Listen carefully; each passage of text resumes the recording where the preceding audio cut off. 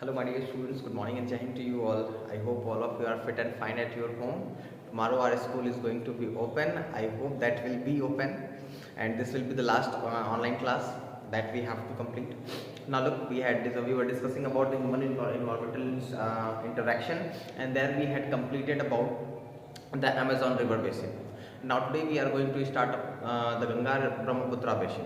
So first of all, we should know about that what is Ganga river, what is Brahmaputra river, and together how they make the basin of Ganga Brahmaputra. Okay, so look, I hope this figure is clear to you all. I had tried to make the diagram of India. I know that is not quite good because I am not good in drawing, but that will be enough to explain you that from where the Ganga river is originated and from where the Brahmaputra river is originated. Look, as you know that when we discuss about any river, so first of all we should know about the origin point of the river, the drainage point of the river, and the tributaries. Clear? So first we are going to discuss about the Ganga river, and then I will tell you about the Brahmaputra river. So look, as you know, this is UP, Uttar Pradesh, and this state is called as Uttarakhand. Okay, here what here? In Uttarakhand there is a glacier. These are the Himalayas, and there is a glacier called as Gangotri Glacier. Okay, and from this Gangotri Glacier, Ganga river originated from here. So you can say Ganga river originated from here, and then moves towards eastern direction, and slowly here in West Bengal, Farakka, Ganga bifurcates into two parts. Bifurcate means that separated into two parts. First part go downside, that is called as Hooghly, and the second part goes to the Bangladesh. Okay, I hope this is clear. This is Ganga river originated from Gangotri Glacier, and that moves towards that flow to from UP, then Bihar, then West Bengal. In West Bengal, it bifurcates into two parts: the Hooghly and the Ganga. And Hooghly drain in Bay of Bengal here. This is Bay of Bengal, and the second part, that is called as Ganga, enters in Bangladesh. Now, second one that we are going to discuss about, that is Brahmaputra river, that originates from the Mansarovar lake, which is situated in China. Okay, earlier it was situated in Tibet, but right now, as you know, that Tibet is controlled by China, so you can say this Mansarovar lake is situated in China, and from this Mansarovar lake, that river is originated, and in China it is called as Sangpo. This river, that is Brahmaputra, but in China that is called as Sangpo, and this Sangpo river enters India from Arunachal Pradesh like this. It takes around U-turn and enters in India from Arunachal Pradesh. In Arunachal Pradesh, this river is called as Dihang. Okay, so first Sangpo, and then here in Arunachal Pradesh it is called as Dihang.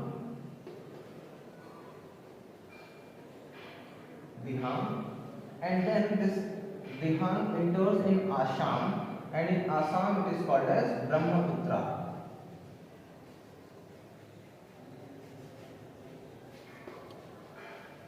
Okay, in Assam this river is called as Brahmaputra, and then this Brahmaputra goes to Bangladesh and meets with Ganga.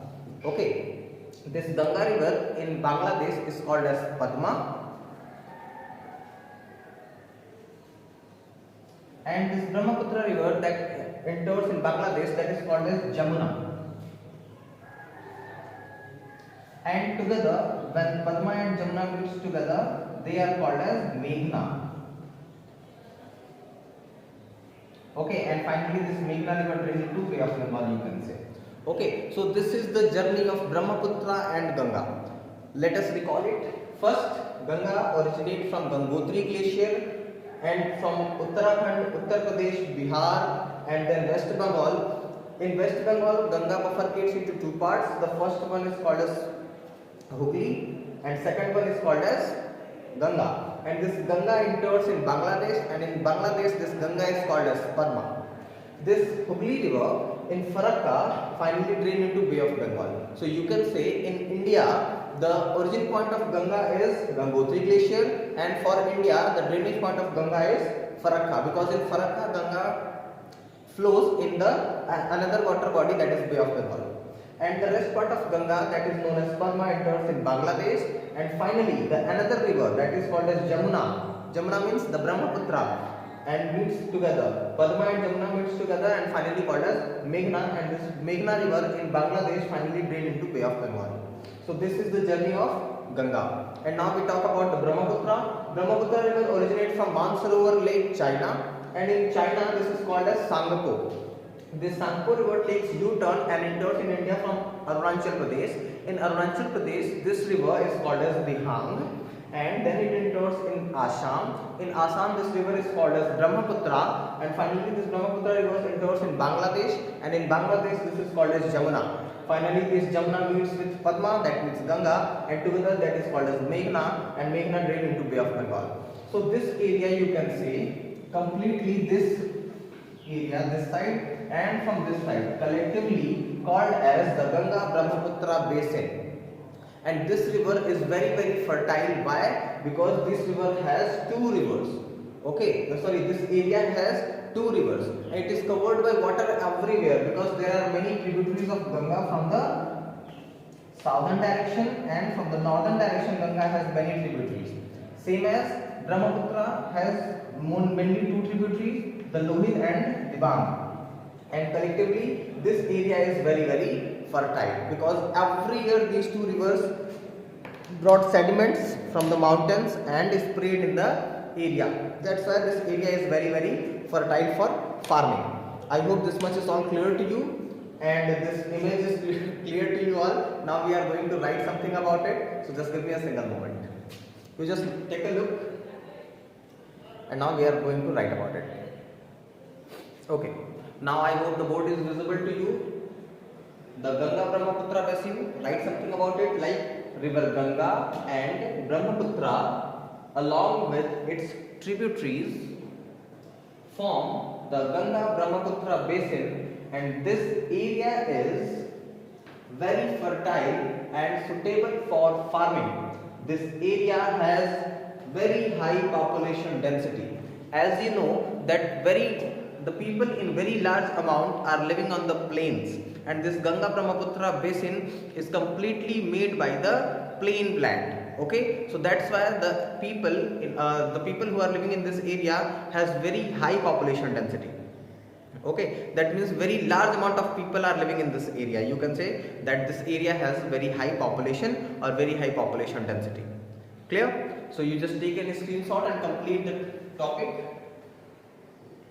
Now we are going to discuss about the next thing.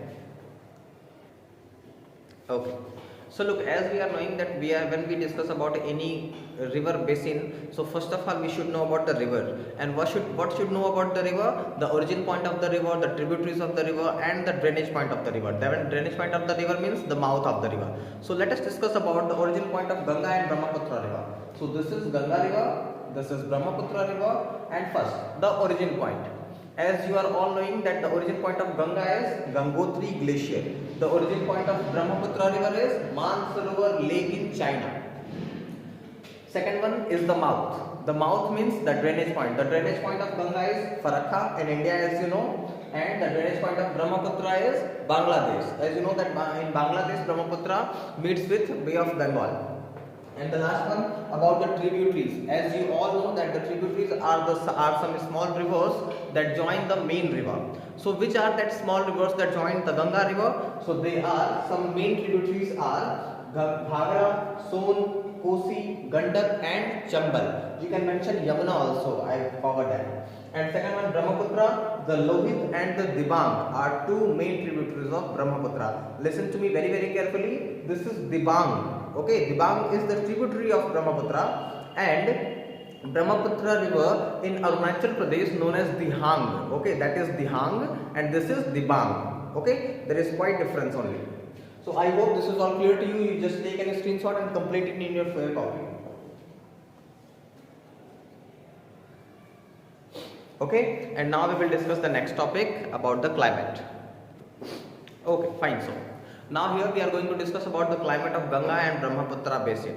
First of all, listen to me very carefully, that Ganga and Brahmaputra basin is completely located in the subtropical zone.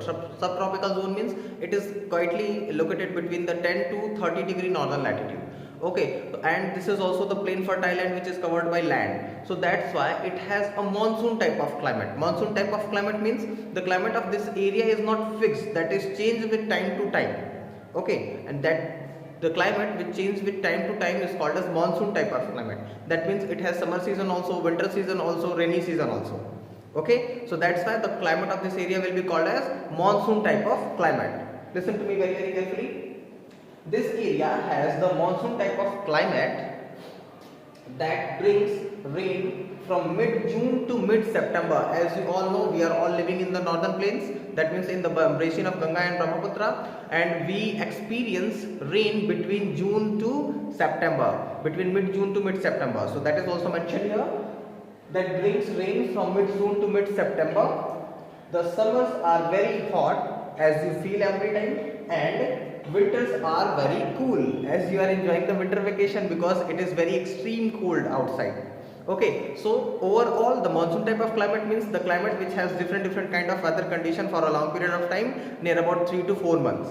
Okay, between mid-June to mid-September there will be rainy season, the summers will be very hot and the winters will be very cool. In the next class we will discuss about the crops. So there will be a short homework I wanted to give you, that is, what is cash crop, what is paddy crop, and what is terrace farming. Okay, cash crop number 1, that will be your homework, paddy crop second homework, and third one is terrace farming. You just find all these 3 things, and then in the next class tomorrow when you will come to the school, we will start discussing about the crops that grow in the Ganga Brahmaputra basin. I hope whatever you have discussed today is clear to you all. You just take a screenshot and complete it properly. In the next class we will start discussing about the crops. Thank you and Jai Hind.